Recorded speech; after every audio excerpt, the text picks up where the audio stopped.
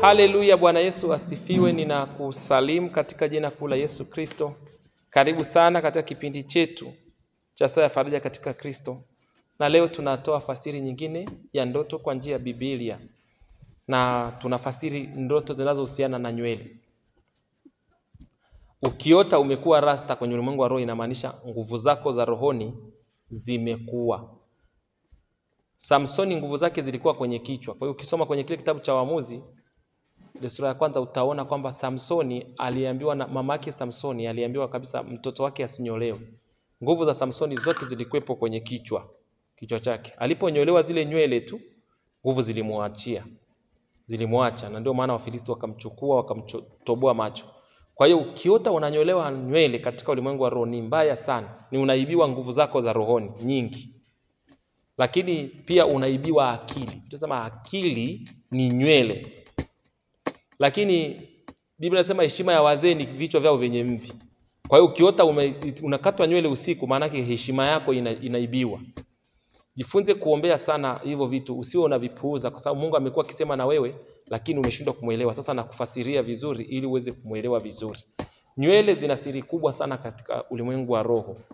Mtu akikamata nywele zako amekamata ufahamu wako. Mtu akikamata nywele zako amekamata nguvu zako. Hizo ni nguvu za rohoni nazungumzia. Na ndio maana mnaona Samsoni alikaa kule kwenye gereza la Wafilisti mpaka nywele zilipoota. Nywele zilipoota maana yake nguvu ziliongezeka. Kwa hiyo zilipokatwa nguvu zilimwachia. Kwa hiyo umekuwa ukiota wewe umekuwa rasta, sasa unaogopa, unasema ninakuwa muhuni au mtoto wangu anakuwa muhuni. Hapana, ni kuongezeka kwa jinsi ya rohoni. Ukisoma kwenye kitabu cha Luka sura ya kwanza mstari wa 80 nasema ule mtoto akakua akaongezeka nguvu. Kwa hiyo ni Mungu anakuonyesha hali ya kukua na kuongezeka nguvu, lakini kwa jinsi ya rohoni. Kwa anajaribu kutumia zile nywele kuonyesha. Kwa kuna wengine wamekuwa wanaota wananyolewa nywele na watu wasiojua, wanamka wamenyolewa nywele kweli kwenye ndoto na kwenye mwili wanaona kweli wamenyolewa. Ni kwamba kuna kitu kinaibiwa. Aidha ni ufahamu unaibiwa, aidha pia ni nguvu za kiroho zinaibiwa. Unaweza kukuta wewe ni mtumishi wa Mungu, ni vita kubwa sana ya rohoni. Ni lazima ujifunze kuomba na kuharibu hicho wanachoenda kufanya na zile nywele. Lakini kikubwa tunachotaka kuhimiza, tumia zaidi damu ya Yesu katika hayo maombi. Sababu damu ya Yesu ina uwezo wa kuvunja agano lolote, na ndio maana inaitwa damu ya agano jipya ya Yesu Kristo. Imwage na kuimimina kwenye ulimwengu wa roho kama kuna jambo kama hilo limekutokea. Lakini kuona mtu ameiba viatu vyako katika ulimwengu wa roho, fasiri yake ni nini? Fasiri yake umeibiwa mamlaka. Kitabu cha Luka 10:19 kinasema nimewapa mamlaka juu ya nyoka na nge na nguvu zote za yule adui. Kwa hiyo kuibiwa viatu maana yake ni kuibiwa mamlaka yako ya kiutendaji katika eneo husika. Lakini pia ni kuibiwa utayari. Ukisoma Waefeso 6:12 mpaka 18 naeleza na utayari tupatao kwa injili ya amani. Kwa hiyo ukiona wameiba viatu, utayari wako pia umeshambuliwa. Lakini kuona pia unaibiwa viatu, maana yake unaibiwa kitu kinachoitwa uongozi. Kwenye kile kitabu cha Ruth wameeleza zaidi. Zamani wanasema kwamba wazamani walikuwa wanabadilishana majukumu kwa kubadilishiana viatu. Kwa hiyo ni kuibiwa majukumu yako au ni kuibiwa nafasi yako katika ulimwengu wa roho. Kwa hiyo ukisoma kitabu cha Ruth kwenye ile sura ya 3 na sura ya 4, ukizisoma utaona zamani walikuwa wanabadilishana majukumu kwa kupeana viatu wanavaa. Kwa hiyo viatu ni kitu kikubwa sana cha kiroho. Kwa hiyo tunataka tuombe Mungu aweze kukurudishia viatu vyako ulivyoibiwa. Aweze kukurudishia utayari wako ulioibiwa. Lakini kwenye miguu kumebeba nguvu ya kumshinda adui. Kwenye miguu pia kumebeba nguvu au kumebeba habari njema. Ni mizuri kama nini miguu yao iendao milimani inayopeleka habari njema.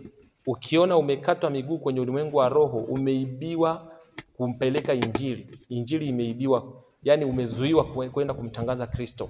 Omba Mungu akurudishie miguu yako na atakurudishia.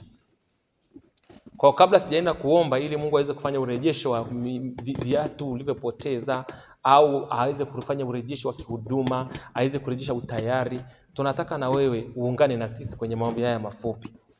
Baba yetu na Mungu wetu, katika jina la Yesu Kristo, tunasogea mbele za uso wako tukiomba toba. Tunanyunyuza damu ya Yesu Kristo juu ya mlango wote uliofunguka. Ukapelekea huyu anayenitazama kuibiwa viatu vyake kwa jinsi ya rohoni. Tunajua kwamba katika mambo yote Mungu hufanya kazi pamoja na wale uwapendao katika kuwapa mema yote. Tunatubu sana na kuomba rehema juu ya jambo lolote lilofanyika likaleta uharibifu huo katika lango la ndoto, uharibifu huo katika lango la kiroho, katika jina la Yesu Kristo wa Nazareti aliye hai. Yupo mwingine Mungu ameibiwa kiatu kimoja, yupo mwingine Mungu ameibiwa viatu vyote, na ameanza kuona maisha yake yakienda yakiyumba. Kumbe Mungu ameibiwa mamlaka, kumbe Mungu ameibiwa nafasi, kumbe Mungu ameibiwa hata ile hali ya kupeleka injili. Ule utayari wa kukutangaza umechukuliwa ndani yake. Mungu, tunaachilia damu ya Yesu Kristo wa Nazareti. Ndivyo ulivyosema katika neno lako la kitabu cha Hosea ile sura ya 6, ya kwamba watu wangu wanaangamizwa kukosa maarifa. Kwa umekataa maarifa, mimi nitakataa watoto wako. Mungu, tunakusika katika jina la Yesu Kristo, ukapate kumtakasa huyu mtu anayenisikiliza, na ukapate kusafisha juu ya jambo lolote ambalo unaliona kama chukizo kwake. Tunatubu na kuomba rehema sana. Sasa Mungu, tunaenda kukataa kila kilichofanyika kwenye miguu yake kwenye ulimwengu wa roho katika jina la Yesu Kristo. Tunatubu pia kwa ajili ya huyu ambaye ameota akikatwa nywele. Tunatubu kwa ajili ya huyu ambaye Mungu amekuwa akiota nywele zake zinanyolewa. Mungu, ni ishara ya kuibiwa nguvu.